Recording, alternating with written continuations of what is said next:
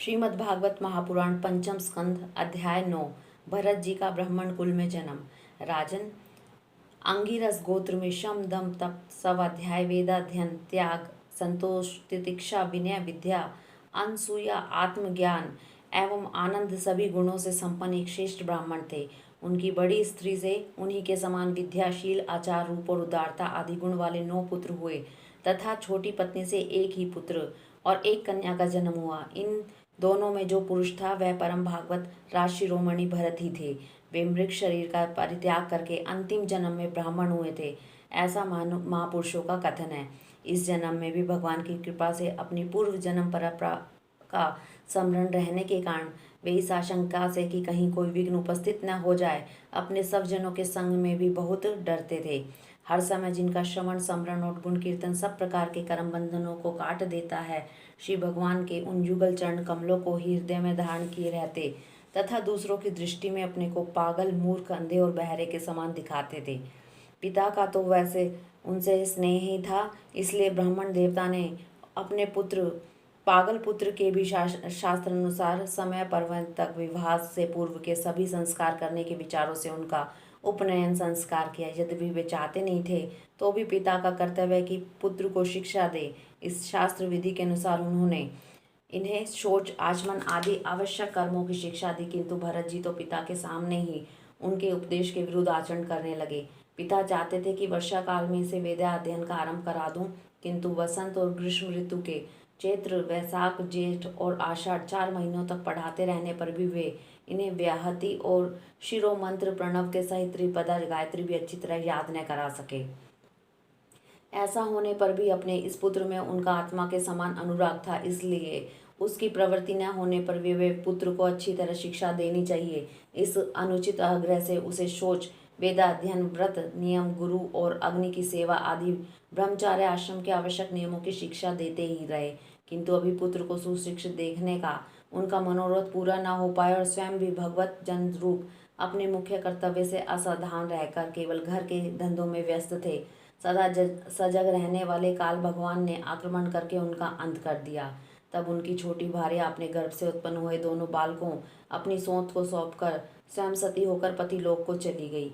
भरत जी के भाई कर्म कांड को सबसे श्रेष्ठ समझते थे। वे ब्रह्म ज्ञान रूप पराविद्या से सर्वदा अनभिज्ञ थे, इसलिए उन्हें भरत जी का प्रभाव भी ज्ञात न था। वे उन्हें निरा मूर्ख ही समझते थे। अतः पिता के परलोक सिधारने पर उन्होंने उन्हें पढ़ाने लिखाने का आग्रह छोड़ दिया।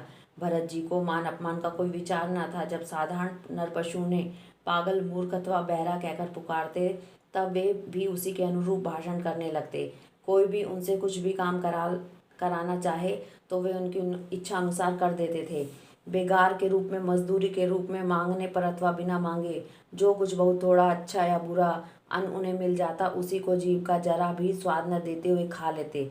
अन्य किसी कारण से उत्पन्न होने वाले स्वतः सिद्ध केवल ज्ञानानंद स्वरूप आत्मज्ञान उन्हें प्राप्त हो गया था, इसलिए शीत उष्ण मान अपमान आदि द्वंद्वों से होने वाले सुख दुख में उन्हें देह अभिमान की स्फूर्ति नहीं होती थी। वे सर्दी गर्मी वर्षा आंधी के समय सांड के समान नंगे पड़े रहते थे। उनके सभी अंग हष्ट पुष्ट एवं गठे हुए थे। वे पृथ्वी पर ही पड़े रहते थे, कभी तेल उपटन आदि नहीं लगाते थे, न कभी स्नान ही करते थे। इससे उनके शरीर पर मैल जम गया। उनका ब्रह्म तेज धूलि से ढके हुए मूल्यवान मणिक के समान छिप गया। वे अपनी कमर में एक मैला कुचैला कपड़ा लपेटे रहते थे। उनका यज्ञोपवीत भी बहुत मैला हो गया था, इसलिए अज्ञानी जनता यह कोई द्विज है, कोई अधम ब्राह्मण है, ऐसा कहकर उनका तिरस्कार कर दिया करती थी, किंतु वे इसका कोई विचार न करके स्वच्छंद विचरते थे।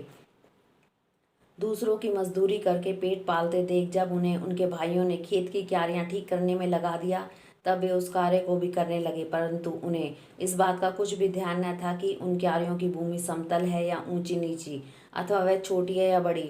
उनके भाई उन्हें चावल की कनी खली भूसी भुने हुए उड़द और बर्तनों में लगी हुई जले अन्न की खुरचन जो कुछ भी देते उसी को वे अमृत के समान खा लेते थे। किसी समय डाकुओं के सरदार ने, जिसके सामंत शूद्र जाति के थे, पुत्र की कामना से भद्रकाली को मनुष्य की बलि देने का संकल्प किया। उसने जो पुरुष पशु बलि देने के लिए पकड़ मंगाया था वह देववश उसके फंदे से निकलकर भाग गया। उसे ढूंढने के लिए उसके सेवक चारों ओर दौड़े, किंतु अंधेरी रात में आधी रात के समय कहीं उसका पता न चला। इसी समय देवयोग से अकस्मात उनकी दृष्टि इस आंगिरस गोत्रीय ब्राह्मण कुमार पर पड़ी, जो वीर आसन में बैठे हुए मृग, वराह आदि जीवों से खेतों की रखवाली कर रहे थे। उन्होंने देखा कि यह पशु तो बड़े अच्छे लक्षणों वाला है, इससे हमारे स्वामी का कार्य अवश्य सिद्ध हो जाएगा। यह सोचकर उनका मुख आनंद से खिल उठा। वे उन्हें लाठियों से बांधकर चंडिका के मंदिर में ले आए। तदंतर उन चोरों ने अपनी पद्धति के अनुसार विधि पूर्वक उनको अभिषेक एवं स्नान कराकर कोरे वस्त्र पहनाए तथा नाना प्रकार के आभूषण, चंदन, माला, तिलक आदि से विभूषित कर अच्छा भोजन कराया।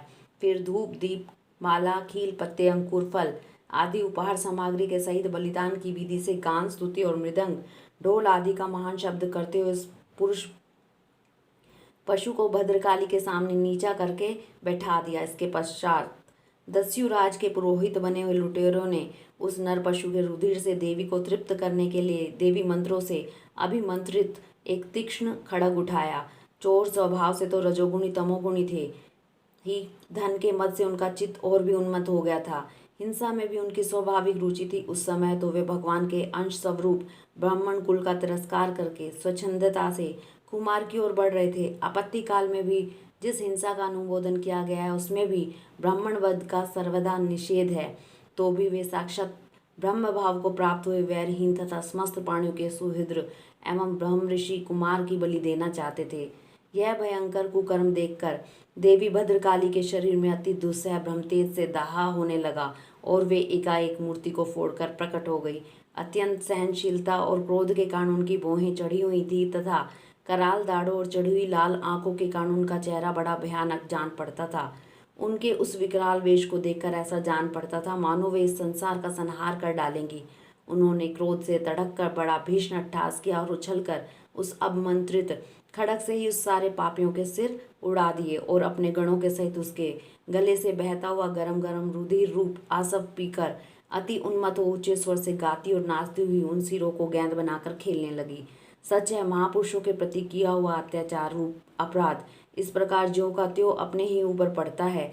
परीक्षित, जिनकी देह अभिमान रूप सुदृढ़ हृदय ग्रंथि छूट गई है, जो समस्त प्राणियों के सुहृद एवं आत्मा तथा वैरहीन है, साक्षात भगवानी भद्रकाली आदि भिन्न भिन्न रूप धारण करके कभी अपने न चूकने वाले कालचक्र रूप श्रेष्ठ शस्त्र से जिनकी रक्षा करते हैं और जिन्होंने भगवान के निर्भय चरण कमलों का आश्रय ले रखा है, उस भगवत भक्त परमहंसों के लिए अपना सिर कटने का अवसर आने पर भी किसी प्रकार व्याकुल ना होना, यह कोई बड़े आश्चर्य की बात नहीं है। हरिओम तत्सत।